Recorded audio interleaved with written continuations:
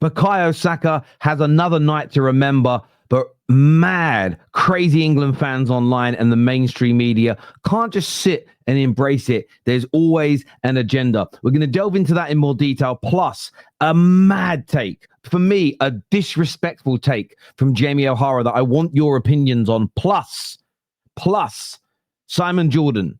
Is he right? Could this kill the game?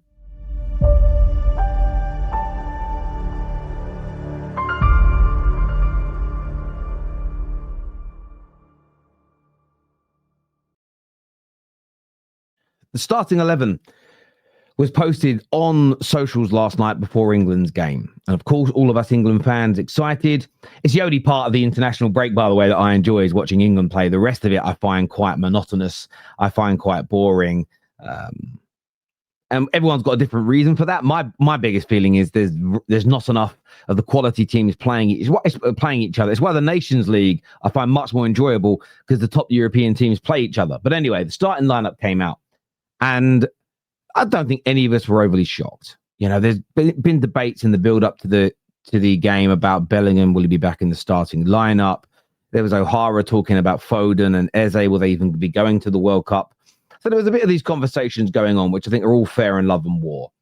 But after this starting lineup came out, again, I was shocked to see arguably the best, but definitely in the top three England performers of the last 5 years, Bukayo Saka being absolutely ripped apart by his own fans.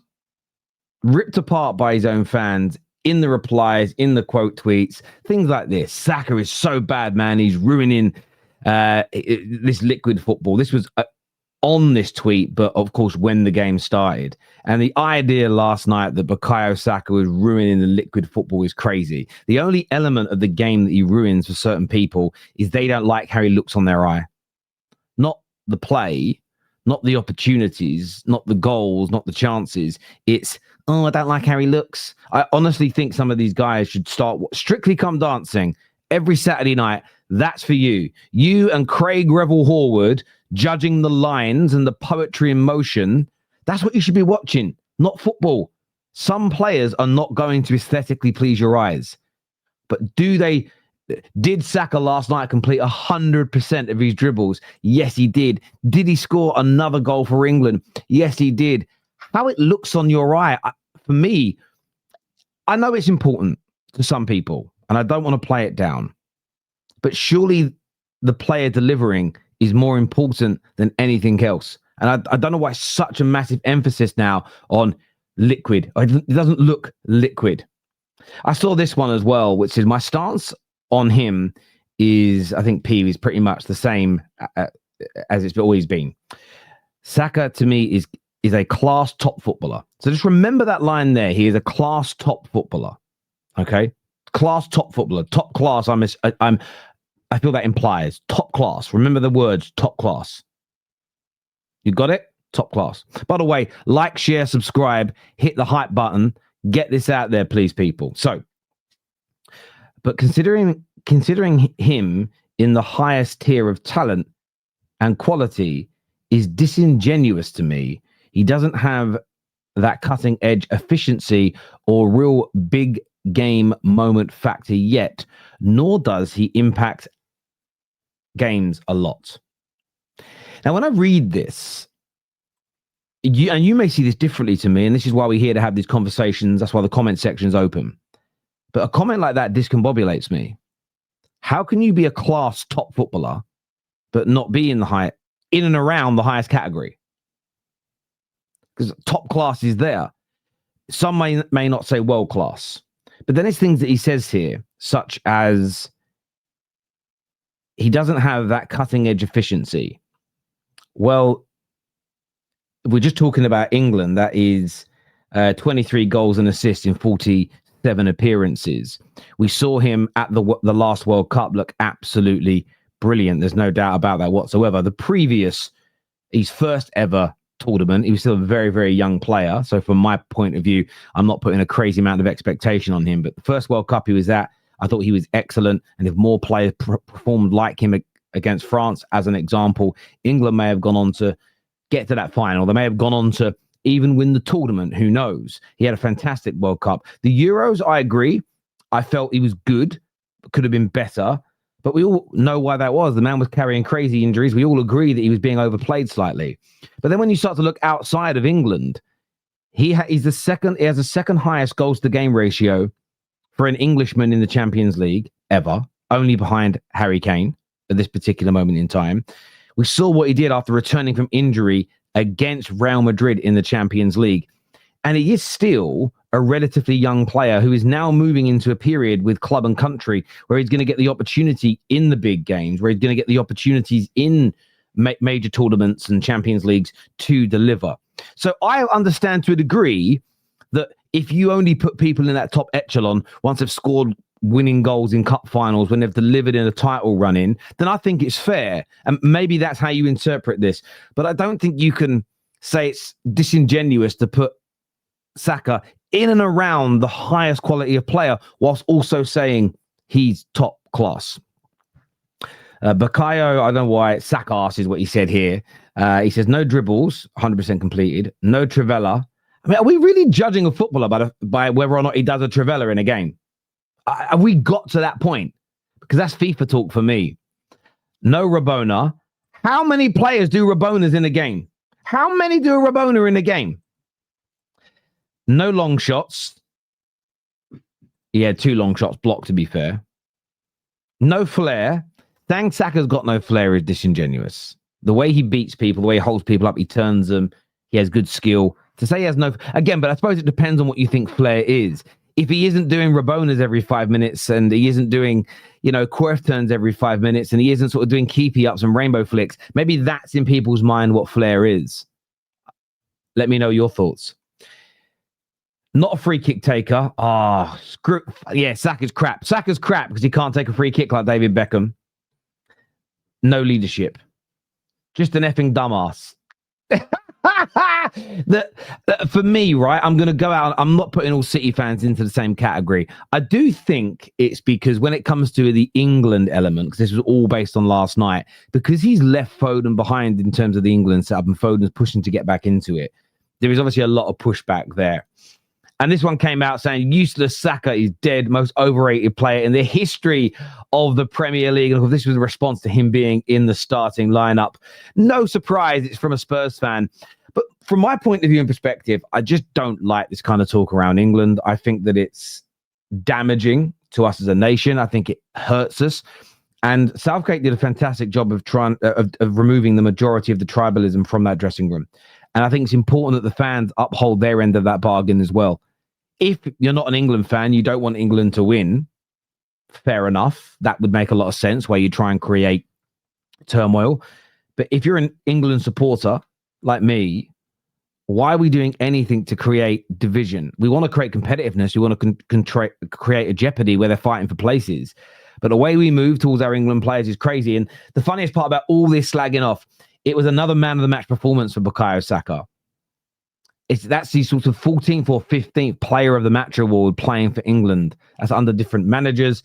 That's across major tournaments, qualifiers, Nations Leagues. And I just look at it, and this is after lots of people yesterday were saying he should be benched, he shouldn't be in the starting lineup, he isn't good enough for England. The level of crap this young man takes for being very good at football, I'm going to defend him. I'm going to defend him when he's in an England shirt because he's playing for my nation.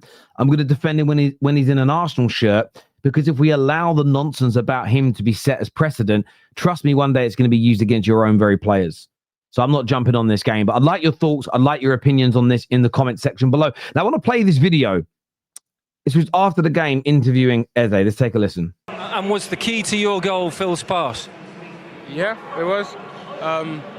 Obviously, these types of players, they're always going to put the ball in the right position for you. And yeah, I just saw the opportunity to shoot and win in.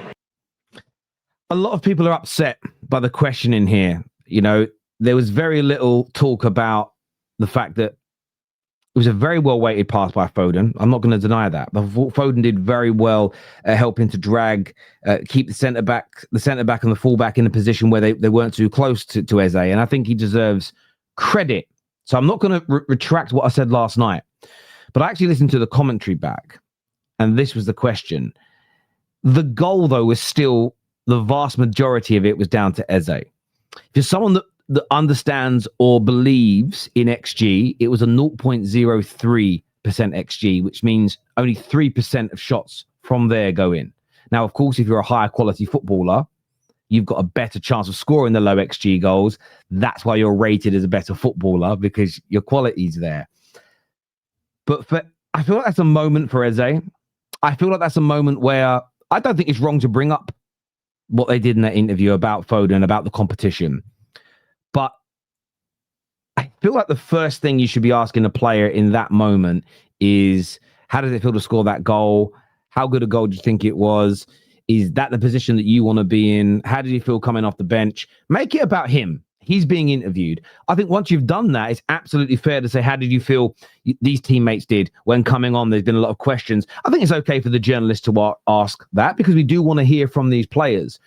But I felt the commentator, when the shot went in, the first thing he said, Eze, and the first thing Sam Matterface said after the goal, and I didn't hear it in real time, but it was only when watching the replay back last night.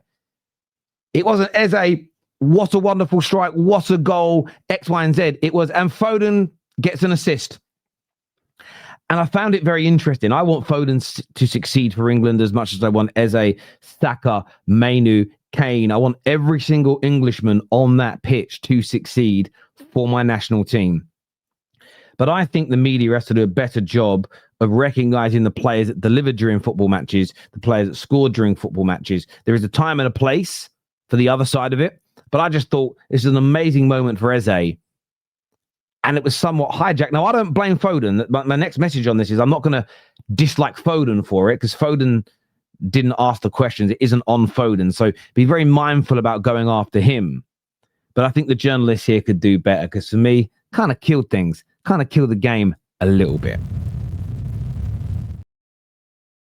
It's one-sided nonsense. How do you impose a salary cap? Well, a salary cap doesn't mean they can't be paid massive wages. It means that mediocrity doesn't get rewarded and top-end quality does. If I've got a wage cap that says I can only spend 140 million quid on players, it means I'm going to be a bit more cautious at the bottom end of the roster. The high-end talent's still going to get paid what it's worth, because the market will dictate that. And it only means there's a bit of cost controls. Is the argument the PFA want, which is their wonderful argument during COVID, bloody well get on with it. Doesn't matter how sustainable the industry is. Don't matter. It's always going to be a daddy Warbucks come along and bankroll everybody else. Because that's their argument. Their argument is, who gives a monkeys about sustainability? Who cares about the losses? Who cares about COVID shutting down football for 18 months and everyone bleeding out of their eyes, as long as my members get paid? But if your members haven't got football clubs to play at because they can't exist anymore, they won't have a long-term career, will they, you silly sod? Pack it in. I love listening to this, because the salary cap argument is where you must listen to the business experts. This is where you must listen. And I know Simon Jordan, I don't actually know the full story, so I'm not going to sit here and act like I know everything. But and it didn't end well with his ownership of Crystal Palace, but he has experience. Let's go back to what he was saying there, though. I just want to re-listen to this part again, because I think it's very, very important too. The top-end quality does. If I've got a wage cap that says I can only spend 140 million quid on players, it means I'm going to be a bit more cautious at the bottom end of the roster. The high-end talent's still going to get paid what it's worth, because the market will dictate that. And it only means there's a bit of cost controls. Is the argument the PFA want, which is their wonderful argument during COVID, bloody well get on with it. Doesn't matter how sustainable the industry is. Don't matter. It's always going to be a daddy Warbucks come along and bankroll everybody else. Because that's their argument. Their argument is, who gives a monkeys about sustainability? Who cares about the losses? Who cares about COVID shutting down football for 18 months and everyone bleeding out of their eyes, as long as my members get paid? But if your members haven't got football clubs to play at because they can't exist anymore, they won't have a long-term career, will they, you silly sod? Now, for me, this is really important. Obviously, the PFA are pushing back against the idea of salary caps, because they want all their players to be paid as much money as possible. And I think Simon Jordan's right. All that will end up happening is, if you take my club, Man United, as an example, the very best players will end up getting paid what they are now. But then the players lower down the table that might be on 30 grand, 40 grand a week now, they might end up being on 10,000s and 20,000s as an example. And I think it's really important to understand this, because we always ask for certain measures to be introduced because we think it sounds good in basic form. And what I find really interesting as well, we've all had these sorts of debates before about red cartels and blue cartels and who runs football, etc., etc. And from my point of view, there are clubs like Man United, there are clubs like Manchester City that on this particular subject are actually coming together and saying we don't want a salary cap.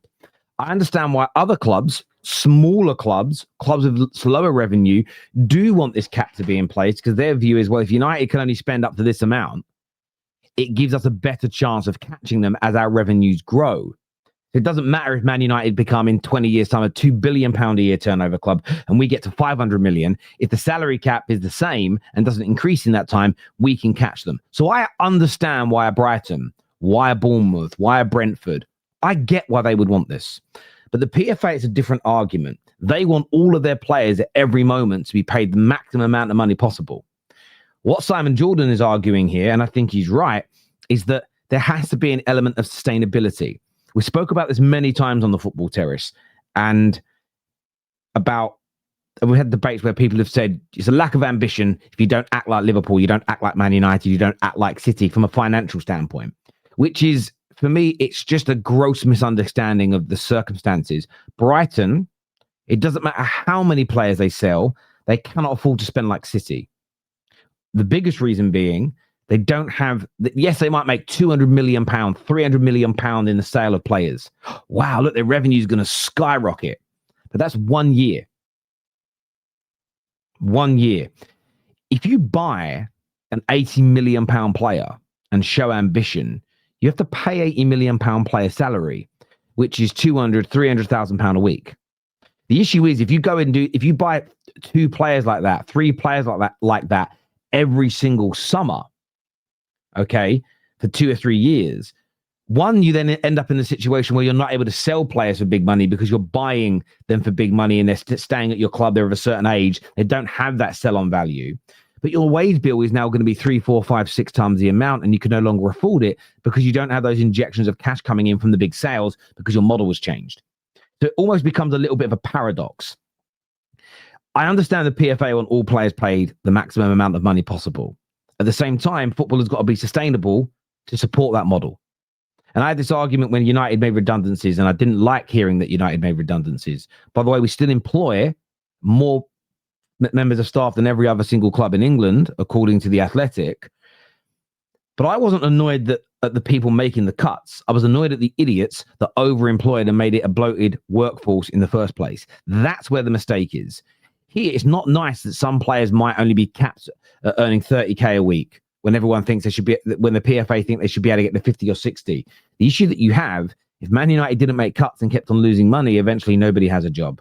If the Premier League clubs keep having to pay more and more and more and more, and they run out of money, eventually you might have clubs go out of business, and we all sit there and cry when clubs go out of business. So I think it's the absolute right thing to do. Well done to Simon Jordan for calling this out, because if you don't, trust me, it could kill the game.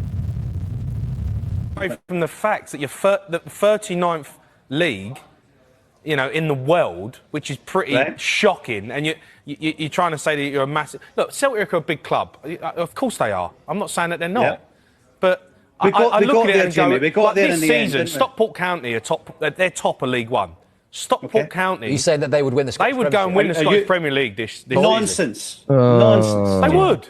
It is a nonsense, and I don't cover Scottish football. I don't, and I do agree. And I think it's a sad thing. If you go back to the 80s and in the 90s, the level that Scottish football was at compared to now, it has fallen off in that regard. Would the best team in the Championship win the Scottish League? I think there's a really fair argument to say it, but this, for me, I think, on what should be more of a serious conversation, I just don't think there's a place for this, personally, from, again, a professional pundit, a professional journalist. This isn't a fan of Stockport County having a dig at another club over a player dispute where it can get a little bit tribal, a little bit tit for tat. Jamie O'Hara, whether people like him or loathe him, is an ex-pro, works for Sky and works for TalkSport. And I think it's such a disingenuous claim. Stockport, I don't know how good or bad they are this year. They're not winning the Scottish Premier League. They're not. They're not winning the Scottish Premier League in my personal opinion. I think it's disingenuous and a little gross, really, to be saying that on national television into an audience that size. Scottish football has got its problems, and I don't think I'm disrespecting any Scot or Scottish football by saying that. But that claim, for me personally, I just wanted to call it out because I don't, again, from a professional broadcaster, working, by the way, for Sky, who have the rights to Scottish football, it just feels disingenuous at best, gross at worst. As ever, though, my viewers, my people, thank you. Please like, share, subscribe. Please turn on that bell notification button as well. Until next time, take care. Goodbye. God bless. And I'll see you soon. Peace.